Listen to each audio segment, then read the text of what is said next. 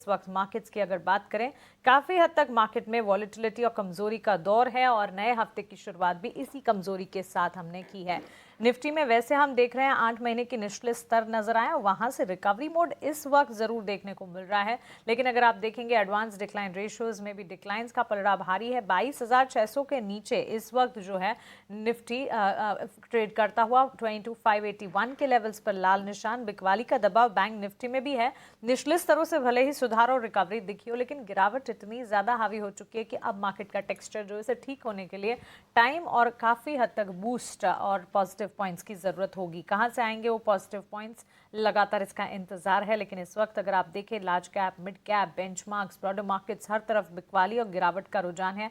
IT sector, metal stocks, renewable energy वाले stocks, real estate, हर sector हर pocket में गिरावट है और डिफेंसिव के तौर पर फार्मा एकमात्र स्पेस है जो कि बाजार को संभालने का काम कर। स्वागत करते हैं उनसे, जानते हैं कि आज किस तरह की रणनीति बन रही है। आज हमारे साथ रेलिगेयर ब्रोकिंग के अजीत मिश्रा जुड़ गए हैं। अजीत, गुड आफ्टरनून, स्वागत है आपका 18 आवर्स स्वदेश पर। चैलेंजिंग मार्केट्स हैं, ट्रिकी मार्केट से अजीत, और हम बिल्कुल जानते हैं और लगातार हमारे व्यूवर्स को भी कहते हैं कि एक्सपर्ट्स जो हिदायत दे रहे हैं उससे ध्यान में रखें। एंड ऑफकोर्स आपके लिए भी काफी बड़ा चैलेंज है इन स्तरों पर मार्केट में कोई स्ट्रैटेजी बताना। लेकिन कैसे रीड कर रहे हैं इस वक्त मार्केट के सेंटिमेंट्स को आप? अगर आप मानसी मानसी बिल्कुल देखिए, यहाँ पे जो लोग पिछले करीब 4-5 सालों में जुड़े उनने इस तरीके के मार्केट को एक्सपीरियंस नहीं किया। और वही बार बार एक फेज आ रहा था कि एक डिप आता था और 3-4% का करेक्शन और उसके बाद एक रिकवरी। बट अब जो कि लगातार एक दौर वीक बाय वीक आप देख रहे हैं कि रीबाउंड आते हैं बट उतने ज्यादा सस्टेन नहीं होते हैं और उसके बाद एक नए लोस। तो उसी पेस को कंटिन्यू होने का देख रहे हैं हम आज के सेशन में। लास्ट वीक आपने कंसोलिडेशन में निकाला था, एक 22,800 के लेवल को डिफेंड करने की कोशिश की थी। आज एक ब्रेक डाउन, एक गैप डाउन के बाद वहां पे हम देख रहे हैं कि मार्केट में प्रेशर बढ़ता हुआ नजर आ रहा है। 22,500 मानसी एक मार्जिनल सपोर्ट दिखता है हमको। अब वीकली एक्सपायरी, मंथली एक्सपायरी आने वाली है, तो वो एक फैक्टर है। But banking and IT, Mansi, ये दो सेक्टर्स थे जो कि मार्केट को आउट परफॉर्म कर रहे थे इस पूरे डिक्लाइन में, और इस वीक की शुरुआत इन दोनों के प्रेशर के साथ हुई है। तो ये एक अच्छा साइन नहीं है। इससे इंडिकेट ये हो सकता है कि जो सेक्टर अभी तक आउट परफॉर्म कर रहे थे, शायद लास्ट लेग में वही एक रीजन बने मार्केट की करेक्शन का, फर्दर करेक्शन का, जो कि अगर 22,500 के नीचे अगर हम स्लिप करते हैं तो 22,000 तक के लेवल्स भी इंडेक्स को टेस्ट करवा दे। तो ये देखते हुए 22,500 वाली जो मंथ एंड की पुट है, करीब करीब 67-68 के पास ट्रेड कर रही है। इसको as a hedge to your long positions definitely आपके पास होना चाहिए।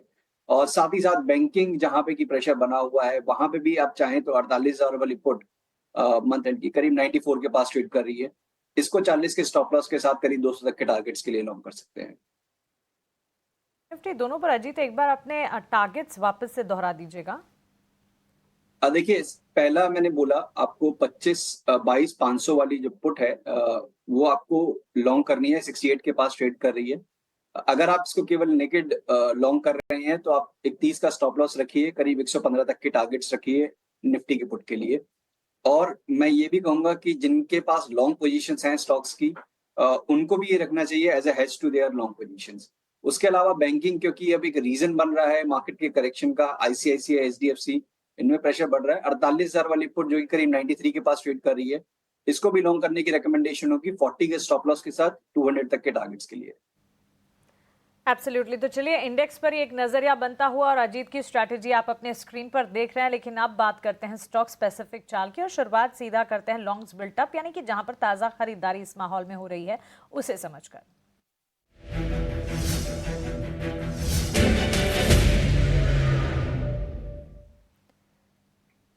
अजीत, वैसे तो कम कैंडिडेट्स हैं लॉन्ग्स बिल्टअप की कैटेगरी में। ऑफ कोर्स मार्केट की चाल ही कुछ ऐसी है, लेकिन इस कमजोरी में भी अगर आप देखें कुछ चुनिंदा प्लेयर्स हैं जैसे कोफोर्ज, टीवीएस मोटर्स, जो कि खरीदारी का रुझान दिखा जरूर रहे हैं। इस कड़ी में यूनाइटेड स्पिरिट्स, बाटा जैसे स्टॉक्स को भी जोड़ना चाहिए, बिकॉज यहाँ पर भी ताज़ा खरीदारी इस वक्त डेवलप होती हुई दिख रही है। ताज़ा खरीदारी के कैंडिडेट्स पर आपकी राय क्या होगी?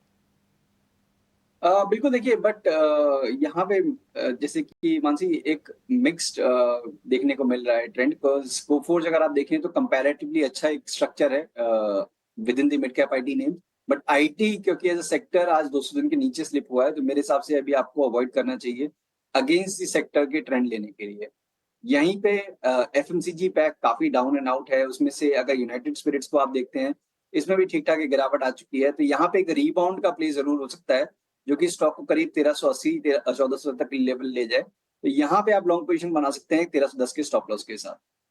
एब्सोल्युटली। सो चलिए इस वक्त मार्केट के सेंटिमेंट्स को देखते हुए सेक्टर स्पेसिफिक बाजार की चाल के साथ जाना ज़रूर चाहिए, लेकिन लगातार जो हमारे एक्सपर्ट्स आपको सुझा रहे हैं, यूनाइटेड स्पिरिट्स में भी जिस तरह से 2-2.25% की तेज़ी नज़र आ रही है, कोई अगर पोजीशंस बनानी है तो यहाँ पर ज़रूर बनाई जा सकती है। इस बीच फार्मास्यूटिकल और एफएमसीजी कंजम्पशन स्पेस है जो कि इस वक्त बाजार को संभालने का काम कर रहे हैं। सेक्टर स्पेसिफिक बाजार की अगर चाल की बात करें तो on the flip side automobile, PSU banks, mid select, real estate, energy, metal, IT, इन तमाम सेक्टर्स में बिकवाली का दबाव हावी होता हुआ ताज़ा खरीदारी के साथ साथ शॉर्ट कवरिंग के कैंडिडेट भी जान लेते हैं। और अजीत, शॉर्ट कवरिंग की अगर बात करें, एक तो फार्मा हेल्थ केयर डायग्नोस्टिक इस वक्त डिफेंसिव का काम कर रहा है, अपनी भूमिका निभा रहा है कमजोर बाजार में मार्केट को एक तरह से सहारा देने का। और इसी कड़ी में metropolis health care, Ipca laboratories जैसे स्टॉक्स हैं जहां पर हम देख रहे हैं ऑलमोस्ट 0.5% तक के गेन्स और शॉर्ट कवरिंग की लिस्ट में सबसे आगे खड़े हैं। इसके अलावा डिलीवरी और साथ ही कैनफिन होम्स जैसे स्टॉक्स भी हैं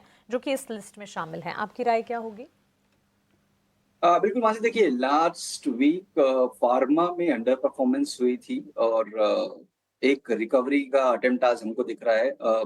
but with in the pharma अगर आप बात करें तो इप्का लैब जैसे कि अपने लॉन्ग टर्म एवरेजेस को काफ़ी स्ट्रांगली होल्ड कर रहा है इस पूरे गिरावट के दौर में। तो यहाँ पे इसने एक काफ़ी स्ट्रांग बेस बना रखा है करीब 1400 के पास। अपसाइड पे भी कैप्ड है, करीब 1500 के पास मल्टीपल रेजिस्टेंसेस फेस कर रहा है। बट क्योंकि सेक्टर के अंदर इसकी आउट परफॉर्मेंस चल रही है, पॉसिबिलिटी है कि आने वाले दिनों में एक अटेम्प्ट हो सकता है ब्रेकआउट का। तो यहाँ पे मेरे हिसाब से लॉन्ग पोजीशन से एक अटेम्प्ट की जा सकती है 1415 के स्टॉप लॉस के साथ, ऊपर पे करीब 1550 तक के टारगेट्स के लिए।